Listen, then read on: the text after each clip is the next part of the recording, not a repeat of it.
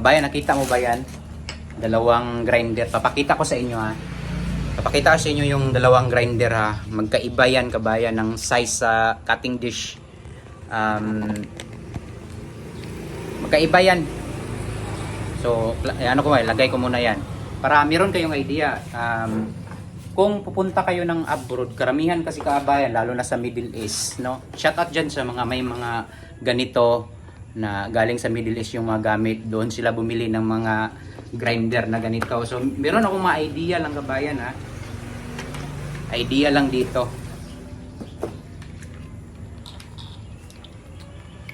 Ito. So, itong Black & Decker, i-open ko ha. Yung nandun ako, yung binili ko to sa Middle East, sa Saudi. Iba yung dito niya kabayan, malaki ang butas, malaki yung mga dito butas ba?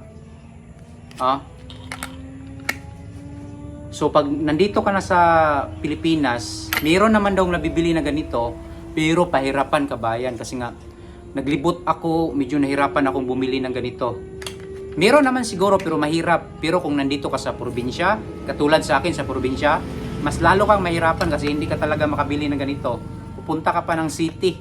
Sa city, hinahanap din to, mahirap doon to hanapin, no? Malaki. Ito yung mga binibinta sa ano ito? Binibinta to sa Pilipinas. Karamihan na sa mga probinsya, kahit saan makabili ka ng ganito. Pasok natin ha. Hindi mo mapasok, no? Hindi katulad dito, yung galing sa, ito galing pa din sa Middle East to. Sakto, di ba? Pero ito, nasa Pilipinas, bumili ako, hindi siya sakto. So, idea lang to kabayan. Meron akong idea ngayon. Dahil hindi siya sakto kabayan, kasi maliit itong butas, malaki to, ito malaki to, itong sakit niya. So, ang ginawa ko, pinamachine ko yan. Kinuha ko tong gilid, pinaliit ko para mapasok lang to. So nagbayad ako ng 200 pesos. 200 pesos, pinamachine ko na lang kasi nga meron namang mga mabili ng mga ganito kabayan, mga ganito na maliit. Ito malaki din to kabayan, no? So meron naman sigurong mabili na maliit yung ganito, hindi malaki para mapasok to. Ito. Pero problema talaga, problema. Napaka problema kasi naghanap ako eh. Alam mo ba na wala akong nahanap dito sa lugar namin? Kaya ang ginawa ko kabayan, ito, ginawa ko. Dalawa kasi ito, dalawa. Itong bush, katulad yun sa Black & Decker. Itong bush, pinamachine ko. Tingnan nyo kabayan, oh. Lumiit na siya, oh. Pinamachine ko yan, kinuha yung dito, gilid. You know? Makapal pa rin.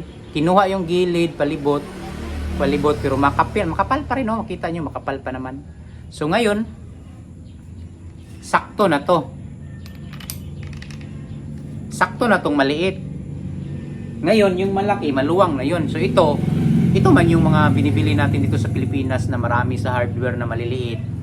So ito, sakto na to.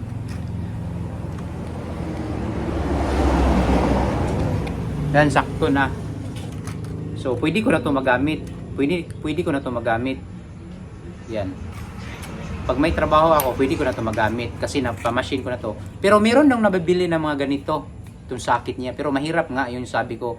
So idea lang to, DIY kasi to kabayan, idea. So kasi mahirapan ka maghanap kung kailangan mo na, nahirapan ka maghanap ng ganito. So ano muna, mag-ipamachine mo na katulad dito kung wala ka talagang mahanap, no? So, yun lang kabayan. Thank you for watching kabayan. Idea lang kabayan.